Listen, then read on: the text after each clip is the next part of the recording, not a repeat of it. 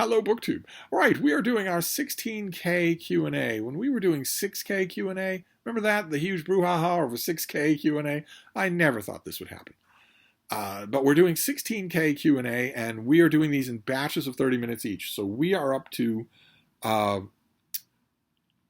okay. I ended the last one on Leo Percar, who asked me about book and movie adaptations, but it turns out he had a follow-up question, so we'll start with him like we ended with him.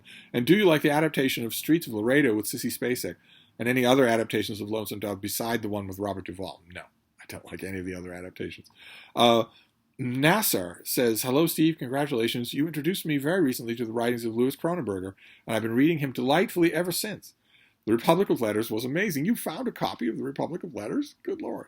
Can you suggest some more critics like him that might not be very famous but make great reading? Any of the mid-century critics that are now gone, Gilbert Hyatt, Peter Prescott, unless they made a name for themselves as enfant terrible of some kind or other in the culture wars of the day, they're gone now. They're forgotten. The critics of the day are gone, just as I will be, and all my fellow critics. So finding any of them, you'll find all sorts of wonders. Also, Peter Carey, he did a book called Original Copy, a collection of his book reviews that was wonderful. But then he just recently did another one called Sunday Best that was also wonderful. Of course, I'm biased, but of course I love it. I love reading collected criticism and cultural commentary like that. Just love it from John Simon or Philip Rav or Christopher Hitchens or any of those people. I just love it. I was reading the Routledge History of English Literature for academic reasons when I came across the dramatist Sarah Kane, whom I had never heard of. And there she was, casually being compared to Racine, Shakespeare, and the likes. I think I know the version of the Routledge that you're reading. I was wondering, Steve, is she really such a great dramatist, or is there something else going on? I think you know there's something else going on. I think you know that. Yeah, there's something else going on. No, she's fourth rate. She isn't worthy to be mentioned in the same breath, much less included in the same anthology. And you know the reason why she's there, same as I do. You know the reason why she was included, and it's disgraceful. So if your instincts are telling you, maybe in that anthology you read a Shakespeare and a Racine, and then you read her. If your instincts are telling you, okay, well I'm new to this, but that seems disgraceful. It seems disgraceful that the editors of this anthology would have included this fourth-rate nonentity. You are correct. It is disgraceful. I will bottom line it in the way that I have bottom lined it for years now. Then no, you are either an ideologically captured person, and so you will not be listening, and you will think I am, say it with me now, literally worse than Hitler, or you still live in reality in which you have to acknowledge that it's true. And the statement is simple. There is no alternate canon. There is no alternate canon. There is not a separate parallel canon of great writers who are black or disabled or neurodivergent or trans or female. There is no alternate, completely viable, separate canon of those people extending all the way back to Homer that you have not heard about because cishet white guys have stopped you from hearing about it. That is not the way it works. That is not true. There is no alternate canon. So the only reason that you're reading Sarah Kane in an anthology is because someone is trying to create an alternate canon. Some editor, probably all of them, have been ideologically captured into believing that the only reason you're venerating Racine or Shakespeare is because of the patriarchy, or racism, or both. But anyway, I feel sorry for you. If you're a student, especially if you're using this thing, I feel sorry for you. What I just said, I think echoes your own instinct, which is that you're asking this question because you know perfectly well she doesn't belong there. And I want to stress that what I just said about her not belonging there is not something you should repeat in class. You will be expelled, not just from class and not just from that university. You will be blacklisted from ever attending higher education. It's dangerous to your whole future to say this obvious fact out loud. So don't. Don't do it. Don't endanger your future. Let's see here. Oh, I got very dramatic, didn't it? Well, let's move on. Discaland says, let's face it, there's one thing we all want to know, your travel library. I don't think that's the one thing everybody wants to know. Your treasured friends you had with you in your backpack all over the world. It wasn't a backpack. It was a footlocker. It's right here at Hyde Cottage. You come over for wine and calzones, I'll be resting my food on it, as I did innumerable times in innumerable countries. Oh, you have guesses? Oh my god, yeah, you're such a dork. Steve's travel companions: Herodotus, Livy, the King James Bible, Ovid, and Homer. One of those five is wrong. Uh, and then you've got maybes as well. Possibly Pliny the Younger, Jane Austen, Pride and Prejudice, and possibly more. Horace, and possibly Hesiod. One of those is right. One of those actually belongs on the upper list. Mind Dog says, how long would it take for you to write your biography if you focused on it? My biography, odd dog. 1,000 pages of unbelievable stories. Literally unbelievable stories. Would you get it done in the event of a bad diagnosis? I don't know how much. First of all, you don't know that I haven't had a bad diagnosis. It's the one thing I wouldn't share on this channel. I'd be lucky if I shared it with my nearest and dearest friends. I pull away in circumstances like that or hide. It's the only thing I do. But two, I've already experienced this. It's just possible that I've already experienced this years ago, where someone told me, we'll try to get you some good time, and I felt the fire of all fires to get a Roman historical novel done. So it's possible. It wouldn't take all that long to do it even now. I would just need to make it a part of my writing day. It's unlike any other kind of writing that I've ever done, and I've only ever done a couple of tiny flashes of it.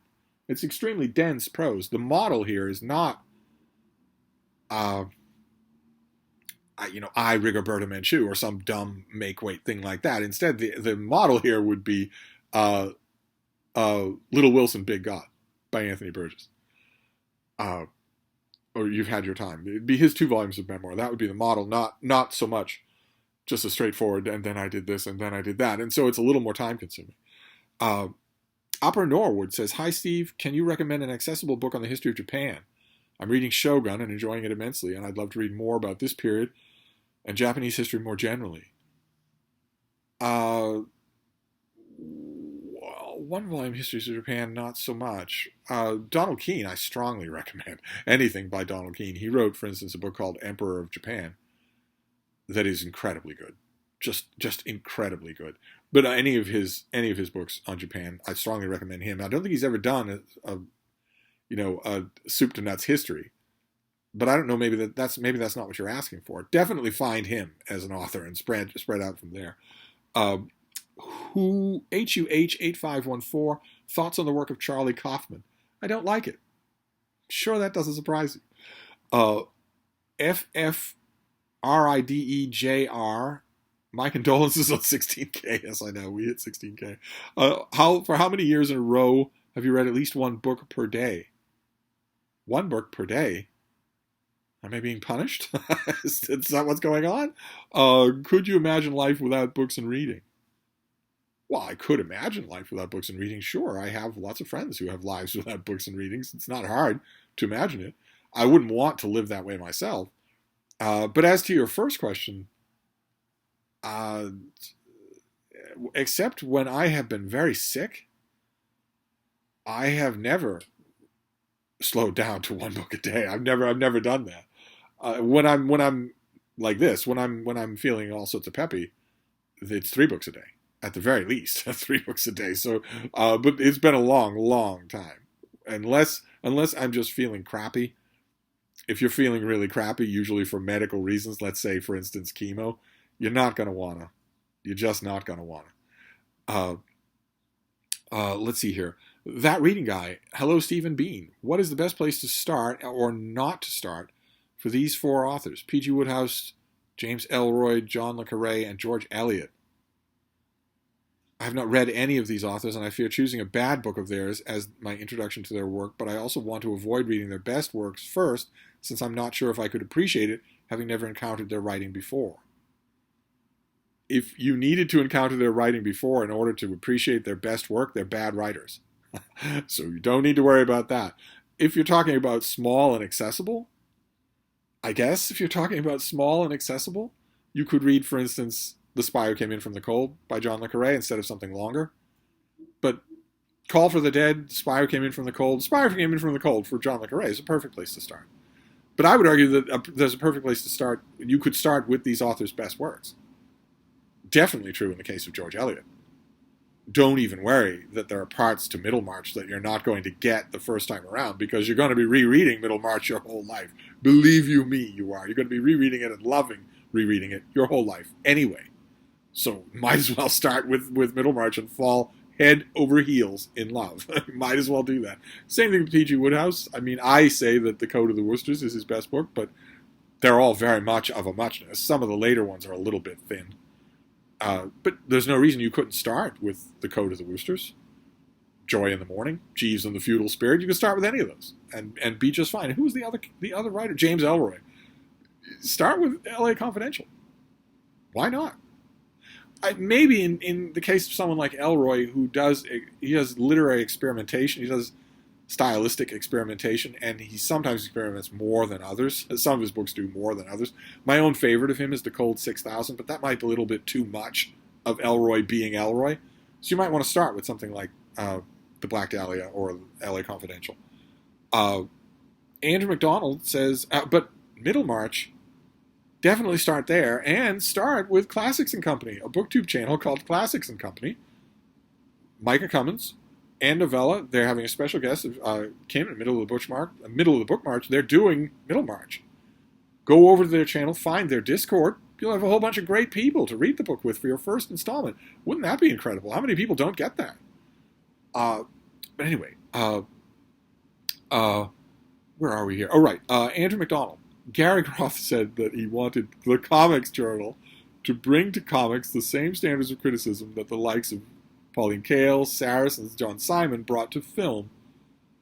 Do you think that was a valid aim?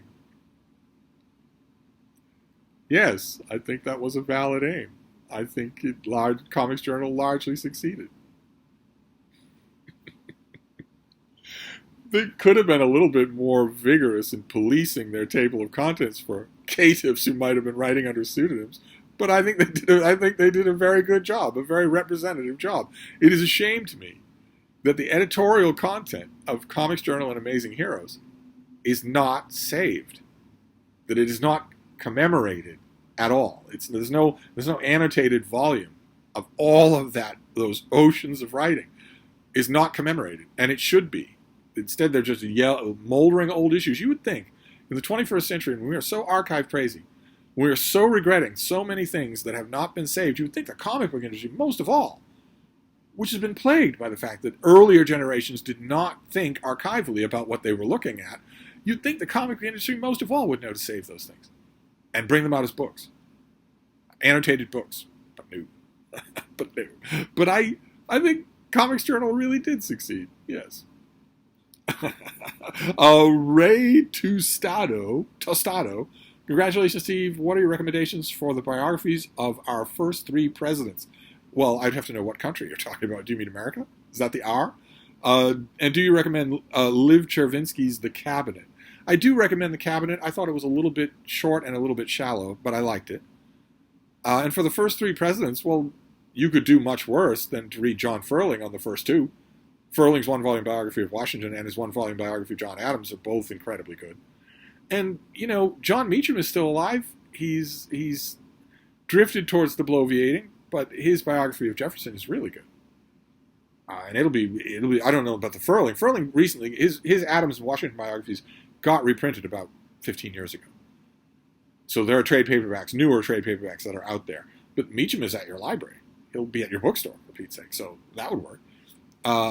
ANSH. Steve, not sure if Sora, the AI tool, has come up in your discussions before, once or twice. The videos it generated were unbelievable. Would like to know what you think. I don't have any really interesting thoughts on the subject. I agree. The videos that it came up with were amazing. Jay Scher says, what do you think of Miklos Banfi's The Transylvanian Trilogy? Really weird case of timing. That the Transylvanian Trilogy came up 2 years ago, something like that, on this channel, and maybe in a Q&A. And I remember saying, I have not seen it in the wild ever. And then literally the next day, I saw it at the Brattle. The Everyman Library 2-volume set. I saw it at the Brattle. Came and went. I saw it at the Brattle. I thought, wow, you never see this. In fact, I said it to the guys at the Brattle. I said, well, you just never see this. And I think I even told them, you're gonna price this just normally. It's not collectible. You're going to price this just normally. and you're going to put it on the fiction shelf under B, and it's going to be gone within the same day. So check. This time tomorrow, it won't be there. And it was true. It disappeared. Absolutely disappeared. I saw it in a bookshop a few weeks ago and had never heard of it before. Does it have anything in common with books like Man Without Qualities or the Radziecki Marsh? It has a lot in common with Man Without Qualities and also The Demons. Not Dostoevsky's The Demons. It has with Von Dodder's The Demons. It has a lot in common with both of those. It's very much a huge atmospheric type thing, multi-voice, multi-chorus, multi-levels and whatnot. Very much that kind of an atmospheric life of the time novel. It's very, very good. I wish now, in retrospect, that I'd grabbed that 2-volume set myself at the Brattle. Instead of crowing about how I'm going to make a successful prediction that it will disappear, I should have disappeared it myself. But the Brattle will provide. It will show up again. DAHLE, has reading Latin affected your English prose? God, I hope not. Do you have a theory about how reading foreign languages may affect one's prose? I do. I do have a theory. That if you can see the effect of the language on someone's prose, that someone is probably incredibly pretentious. It is definitely being imported there in a wheelbarrow artificially, but it's that they want you to see it. I ask because of these observations. The Anglophone writers I read and that I know read widely in German tend to write in long sentences. Those that read French tend to write clipped and crisp sentences. Those that read Latin tend to be, for whatever reason, perhaps you can elucidate, excellent stylists. Let's just diplomatically say that none of those things has been my own experience. Okay, we'll leave it at that, so that we don't argue during a Q&A. XJZZZ, what are your favorite Age of Sail naval histories? Oh my God, how am I supposed to pick just one? I'm going to say, well, you're not asking me to pick one, you're asking me to pick many, but I can't do that in a Q&A. Tyrone Martin wrote a book called A Most Fortunate Ship, about the USS Constitution, about old Ironsides, who was birthed here in Boston. Not a museum. She's an active vessel. Her commission is active, and she was birthed here in Boston. And A Most Fortunate Ship is terrific. Will that work? I could go on forever about Age of Sail history. So, Moving the Bookmark says, "Hi Steve, I've always wondered what you thought of stories that were told from a dog's point of view. I can sometimes appreciate the warmth or the storytelling ability, but they're not a dog's point of view. That would not be possible. It would not be possible to do that. It has to be a human. I've never read a book from a dog's point of view that even remotely approached what dogs actually think about the world or how they see it. Although I have read some that I liked. So, Daniel's Bibliophagy. Can any amount of fan enthusiasm change your thoughts about Solomon Kane, like what happened with Star Trek: The Next Generation? I doubt it. I doubt it. The worth in Star Trek: The Next Generation was there. I was just not seeing it. That is not true with Solomon lame-ass Kane. There is no worth there. Face it, it's the hat. You wouldn't think the character was cool without the hat. Now, I don't profess to know why guys latch onto and fetishize the things they do, but I have never known that not to be true. And for God's sake, 70 years of talking with Lardy Howard fans, I have never known that not to be true. I have actually seen fans reading a Solomon Kane comic book who skipped the pages when he didn't have his hat on. Just face facts. It's the hat. I don't know why, but it is.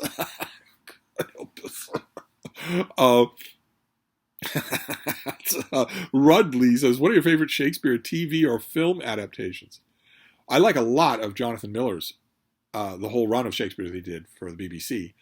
But probably, I know it's predictable, but probably my favorite film adaptations would be the ones that Kenneth Branagh did before he shipwrecked on Hamlet.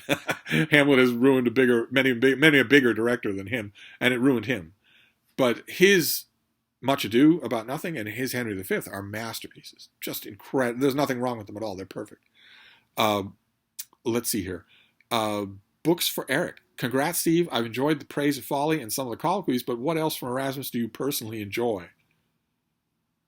I personally enjoy it all. I don't know what you're talking about. I'm not being paid by Erasmus to say anything. I personally enjoy it all. If you like the colloquies, if you're asking what you would personally enjoy, You might, if you can find a good edition of the Adages, a later edition, a nice big full edition of the Adages, you might like that. You might, depending on whether or not you like exegesis, you might like his commentaries on Scripture, and also the Enchiridion, which is a remarkably thoughtful book. Monet Doyle, will your channel change now that you reach 16K? Yeah, I'll be all about the merch now, and I'll have a BetterHelp sponsorship in the middle of every video. Oh, No Gallies says, who are some of your favorite writers' writer? People like Donald Barthelme, Gertrude Stein, William Gaddis, William Gass, etc., where they're mostly appreciated and read by other writers, if that makes any sense. Well, it makes sense in the sense that I know what you mean by a writer's writer, but as you could probably guess if you've ever watched any of my videos, I hate the very idea of it. And I don't like any of the people who are typically called that. There is no such thing as a writer's writer. If you're writing stuff that only appeals to other writers, all that means is you're writing stuff that appeals to almost nobody, which means you're a bad writer. So we may not be on the same wavelength when it comes to writers. I know that lots of people who use it as a term of distinction, a term of honor. To me, it's a badge of failure. It means you're a bad writer. Let's see here. Keki Books. If not too personal. I was wondering if you have always been an atheist, or did you have a belief in God at some point in your life and then change later in life? I am a Christian with faith in God and the Bible, but I'm very much enjoying your readings of the Gospel and your previous Psalm Sunday. Yes, I have been so incredibly encouraged by the reaction of the faithful to my read-along. We're doing a read-aloud of the Gospels, and I'm reading them as literature. We're reading them as stories, and as such, obviously, as you would expect from fragmentary Near Eastern ancient texts, there's plenty to poke holes in, and I am underscoring the parts that I find confusing or that I think are contradictory, or that I don't like, and the parts that I do like, and the parts that I think are interesting. And in most religious discourse in incredibly religious fundamentalist countries, so Iran or America, I would expect that would create howls of animosity. Instead, it's been the Christians who've liked it the most, because they realize I'm not attacking them. I'm not attacking their faith at all. I'm attacking a document. That's all. If you can't look squarely at this document, if you're afraid to do that, your faith is on weak grounds. And that has not been the case. Everyone that has talked to me is the same. So that has just been wonderful. That has been absolutely wonderful to know that is true. That for one reason or another, the group that I have fallen in with here for this channel is just the right kind of group. They're just the right kind of readers. People who get my sense of humor. People who know, this isn't heart surgery. Don't have to take all of this as serious as a nuclear bomb. And that even as fine a thing as this, that when I'm reading through the Gospels, picking and pecking at things I don't like, I'm still not attacking your faith. That is not a distinction that a lot of readers could I expect them to make. And all of you have done it. So it puts a smile on my face. It really does. But you had a question, didn't you? Before I bloviated, you had a question. All right. I was raised in a Roman Catholic household. So, baptism, confirmation, church. But I never actually believed any of it. No, I was raised in a Roman Catholic church, but I was socialized by non-humans. And non-humans don't have religion. The only species that can do this is the one that does it. Which ought to tell you something. But, no. All the people that I was spending all of my valuable time with, all the conversations I was having that weren't in English, were with people who just had no idea it was just outside of their conception at all, like asking a watermelon what it thinks of Monet. It was totally outside of their conception. It is not a part of any of the rest of the world. It is, in dealing with them, from my own point of view, I automatically saw it as a human invention. Not something to actually take seriously. Not something that is actually true. True things make themselves obvious. You don't need to hold them as true in spite of all that's obvious. They make themselves obvious. The sunrise is true. I don't know if any of that is making sense, but no, it never took root in the way that it does with so many religious people. So I did all the culturally Catholic things while it was incumbent on me to do them. And then the minute it wasn't incumbent on me to do them, the minute I went away to travel, the minute I was outside in the world, the minute I went to college, it wasn't incumbent on me to do them anymore. There was no breaking away. There was no what's the word that all the critics, the monetized critics on YouTube use? Their deconstruction. There was no deconstruction. I was never constructed as a faith believer. So when I no longer obligately needed to do those things, if your family is trooping to church on Sunday, you're going to go. If everyone in your class is getting confirmed, you're going to do it. But after that, once that communal coercion was over with, once I was out in the world, I stopped doing it, which has been a little bit awkward at times. I don't do, so-and-so, a beloved member of the family dies and there's a mass held in their honor. I don't go. Funerals are pretty much exclusively religious. You just don't want to let go. I typically don't go to them. No matter who it is, whose body is in the box, I usually don't go to them because they are, to me, they strike me as fundamentally religious. It's led to some awkwardness, but no, it never actually took root. But I really am glad that we can have a robust conversation about the fundamental doctrines of your religion. That is wonderful. Whether I believe or not, whether you do or not, it's wonderful that we can come together there and do that. There is someone pictured in this video who dreamt of a world in which that would be possible. Let's see here. Thomas Heffern. With all the traveling you've done, were you in the Merchant Marines? Okay. Somewhere in very small town Vermont, Mark Richardson has just done a spit take with his beer. No, I was never in the Merchant Marines. No, no. Thank you, but no. Scott Pearson. I have been reading a short story a day for 2 years now, and I've noticed that some short stories have a clear-cut ending, whereas many are a slice-of-life view with no definite ending. Do you think one method is more effective of storytelling than the other? Oh, I don't know where you people come up with all these great questions. This is a whole seminar. I have done whole classes on this very question. Because, of course, a short story that has a beginning, a middle, and an end, an arc, is going to be more effective at storytelling. But the short stories that open a door on a moving world, you see that moving world just long enough to care about it, just long enough to get invested in it, and then the door closes. The world is still moving. You just can't see it anymore. The door opened, you saw it, oh, what's going on here? What's all this movement? And then the door closed. That is not what we would technically call storytelling. There is no technical story there. But that is still a legitimate thing for fiction to do, and short stories like that can be incredible. They can be incredible. Of course, me being who I am, a complete product of the Edwardian era, I, of course, myself personally prefer short stories that tell you a story. So here is the story of what is happening in this story. And then when the short story ends, it's because the story it's telling has ended. Of course, because of me, because I'm who I am, I prefer that. But I have loved so many of the other kind.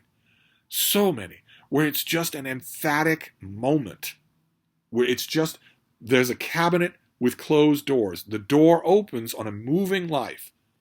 You see it just long enough to get consumed in it, and then the door closes again. And maybe you have learned something from what you've seen. I love both kinds. I don't have a preference. I think only one of those two wants to tell a story. So, of course, one of them is better at telling a story than the other. But they're both incredible. What a great project to be reading a short story every day. That is just incredible. John Gargo says, what do you think of Emily Wilson's translation of the Aeneid? Yes, this is the perennial question in Steve Q&As.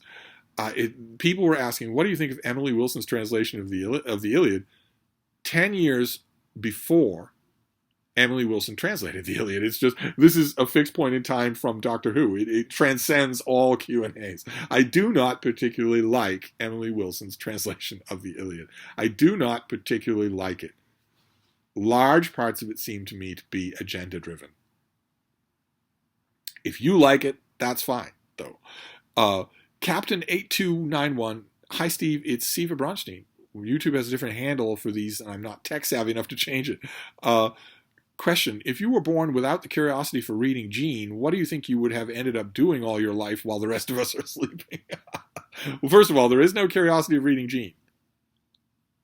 Okay, let's get that right off the table. Anybody can be a passionate reader. The ones who aren't are the ones who've been trained not to be. But it's not a genetic thing. It's not predisposed one way or another. And B, if I didn't have reading, I would probably be out walking, out exploring in all weathers. I'd have all that time, maybe sketching, or maybe I would come to read. Maybe I would gather a habit of reading later. Let's see here. Hannah's books. I know you love Eudora Welty, but do you have any other favorite black or white Southern authors? Well, Flannery O'Connor, of course. I know it's heresy to you, but I probably like Flannery O'Connor more than I like Eudora Welty. Just pound for pound. And there was also another Southern writer. What was his name? Something Price. It's not coming to me. It can't obviously have been that important to me at all. C.S. Reader says, what do you believe makes someone well-read? And do you see a difference between being well-read and well-educated? Well-read would be that you know your own literary tradition, I would think, that you know your own literary tradition fairly well. So, you know, the Western canon, basically, are you familiar with the Western canon? If you're not, if you're just a babe in the woods, you've never read any Shakespeare, you've never read the Bible series, you've never read any Milton or anything or any Chaucer, then I don't think there's any way. I mean, you might be a very energetic reader, but I don't think there's any way you can say you're well-read. And well-educated, I would think I have the antiquated view that being well-read is part of being well-educated. It's just one part. There should be lots of other parts. You should know about the world. You should know about your time in the world and the levers of power that are affecting your life, whether you want them to or not. Whether you know about them or not, you should know about them. I think you should be omnivorously curious about all kinds of things, about the science of your world and the arts of your world. That would be well-educated. I've known some people who were well-educated but not well-read at all, didn't read at all. It's still a gap. It's a necessary part. Reading is how you become well-educated about the past. If you don't do it, I think it leaves a gap. Obviously, I would think that it leaves a gap. The Spaminators here. What's the worst experience you've ever had at a restaurant? That's actually easy. That's actually an easy question. Oh my God. I was a long time ago. I was having lunch at a diner in New York City with an old friend of mine, and we were talking books. We were just chatting about books, having a blast. We used to meet regularly at this place. It was a chintzy Italian place. I liked it. They had huge helpings, and the little children of the owner used to find it hilarious what a disaster it is when I eat spaghetti. If you ever come to Hyde Cottage, I'll try not to order the spaghetti when we get our food because it's a disaster. An absolute disaster. But the kids found it hilarious because you couldn't not order the spaghetti in this place. It was just a work of art, I thought. My friend was a connoisseur and he didn't like it. But I loved it. And I love the fact that you got enough to choke a horse. So I got as much as I could eat. The woman who did the cooking was the mother-in-law of the owner. She was in the kitchen all day long, every day. And it warmed her heart how much of her food I ate. She was not freaked out at all. And the kids used to love the mess that I was making. Because we're talking spaghetti sauce, like a scene out of The Godfather. There would be spaghetti sauce on the walls, much less all over my face. And we used to go to this place regularly and talk about books. And talk about the latest outrage in the Lit Sup or in the New York Times or whatnot. And just have these wonderful conversations. He was much older than I was, but he'd still managed to stay fairly active mentally, fairly alive, fairly young. And during one meal, we got together, and during one meal, he was making a grimmer and grimmer, grousier and grousier face. And finally, I was right about to ask him what was wrong. And finally, he looked at me over the little table and said, "This food is giving me heartache." And I was just about to say something when his eyes went sort of half closed and he plunked face down into his pasta. It was so abrupt and so direct. He landed face down in his pasta that I actually thought he was doing a bit. I thought he was like, It wasn't like him at all. Slapstick humor was not like him at all. But I thought, okay, are you like you're rooting around in the food for something good? But no, no, he was dead. And the coroner, 2 hours later, I heard from the coroner that he was dead before his face hit the food. He died instantly. And I was shocked, absolutely shocked. The whole room was absolutely shocked. And the reason that I'm smiling is because in the decades since, I have come to think of how incredibly perfect that was. Just incredibly perfect.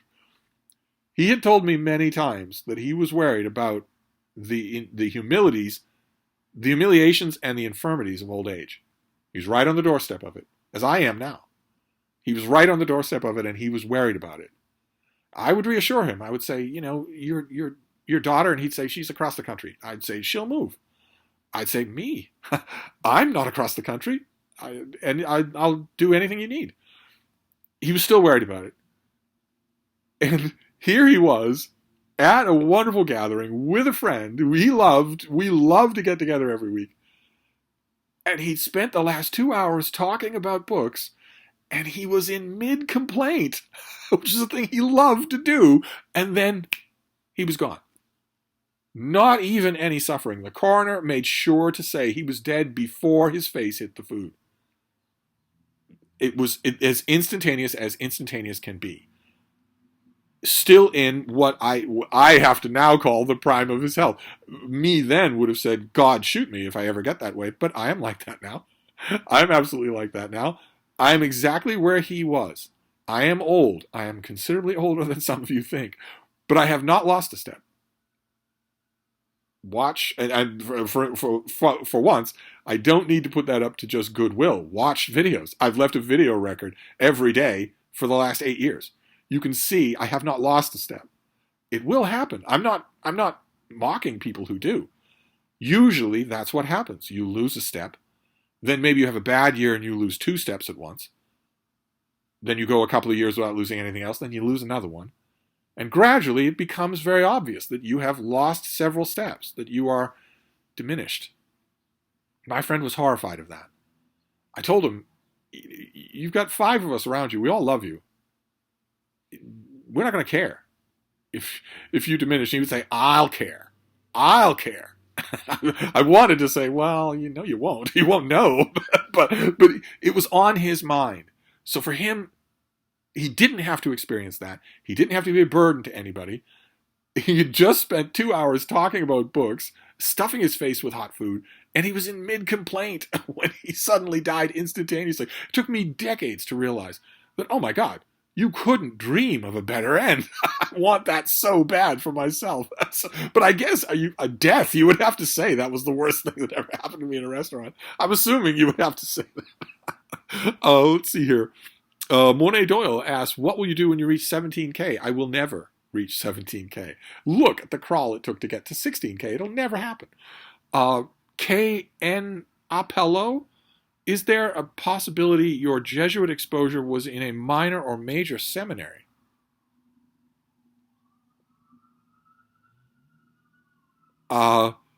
Did your reading exposure change your stance on the ultimate question?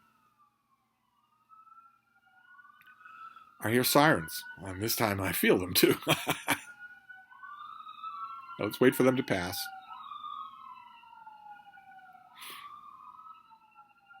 It's a long road.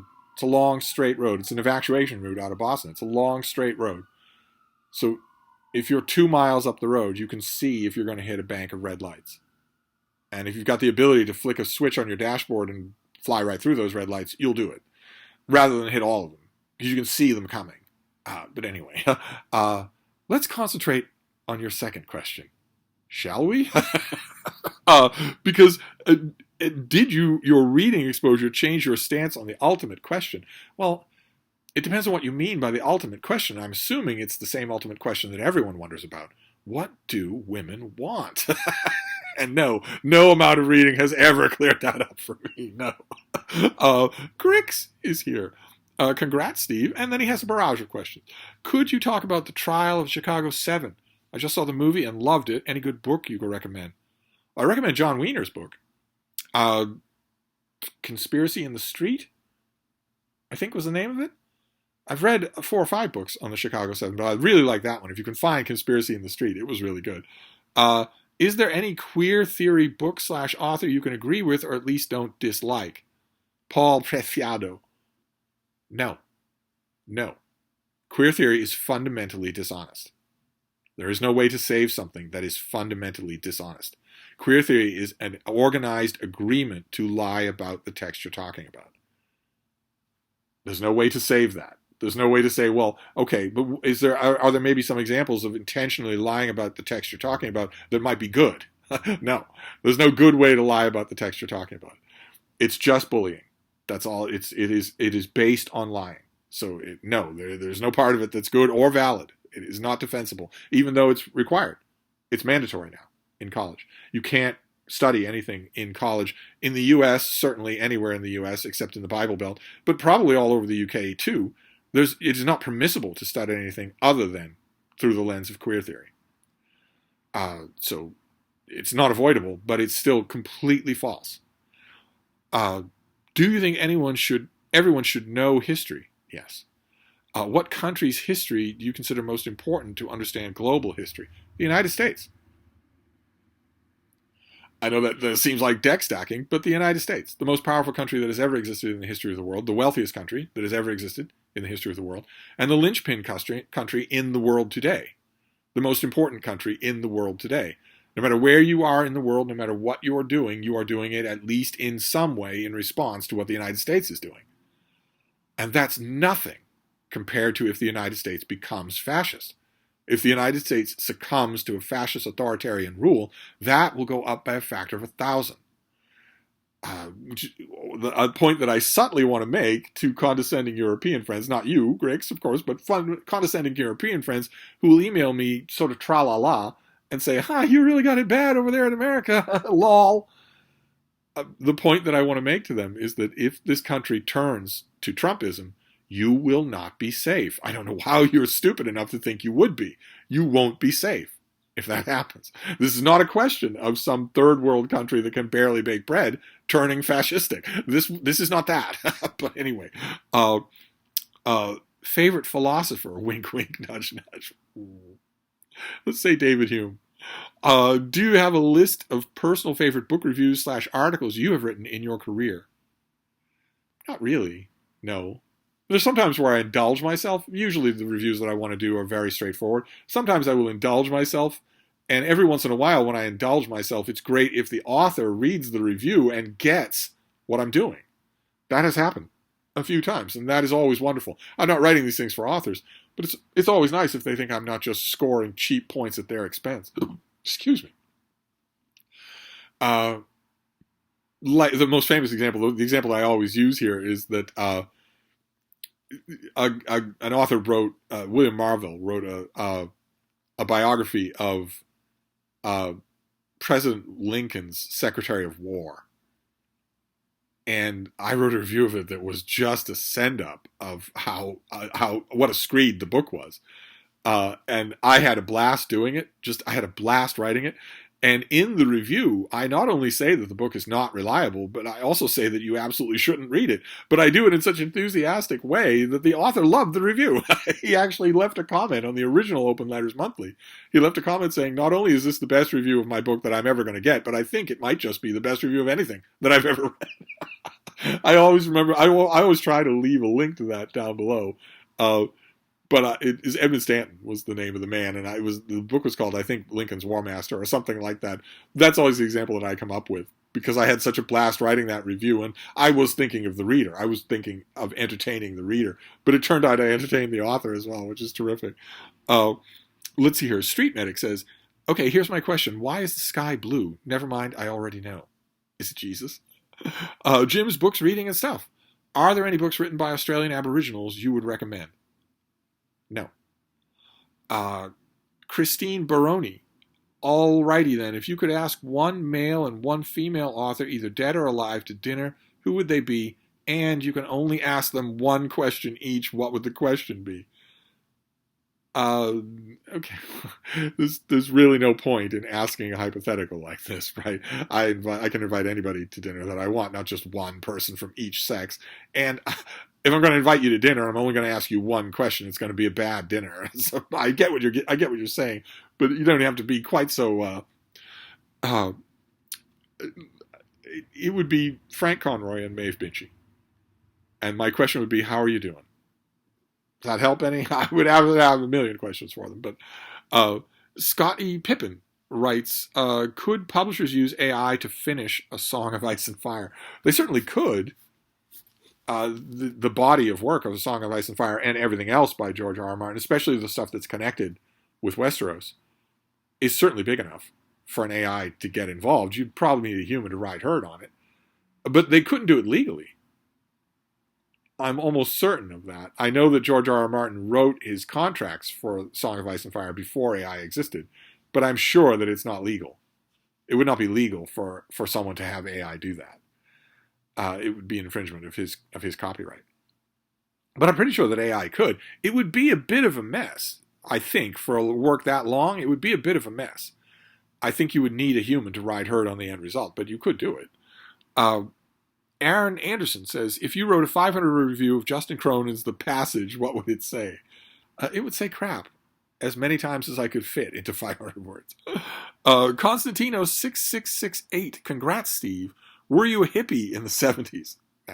No, I was not. I mocked hippies in the 70s. Did you go to Woodstock? Deb and I went to Woodstock, and she squeezed out, I think, 8 offspring right there in the mud. Who is the most famous person you've ever met? It would be a U.S. president. What is the title of the most famous book you have ghost written? Ghost written? What? I'm shocked to learn that you think I have ghost written anything. What are you talking about? What are you saying? I don't know what you're saying. Let's just move on.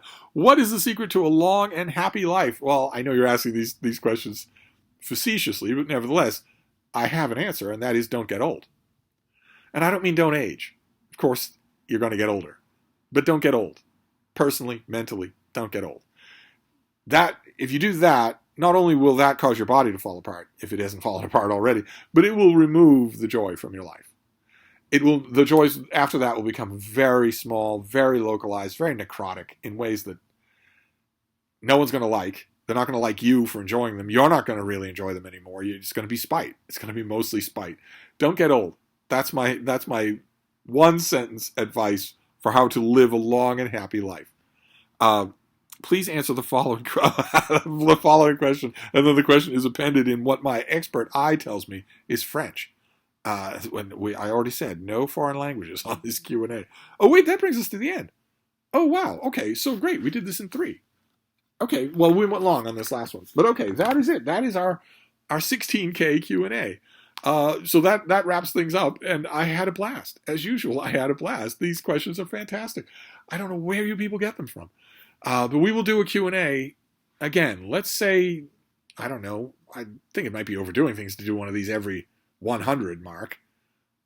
I don't know when we could do another one. We'll do another one, though. I won't wait until 17K, because we're never going to reach 17K. But of course, here at the end, I want to thank you all for this wild ride, this long adventure. This has been wonderful.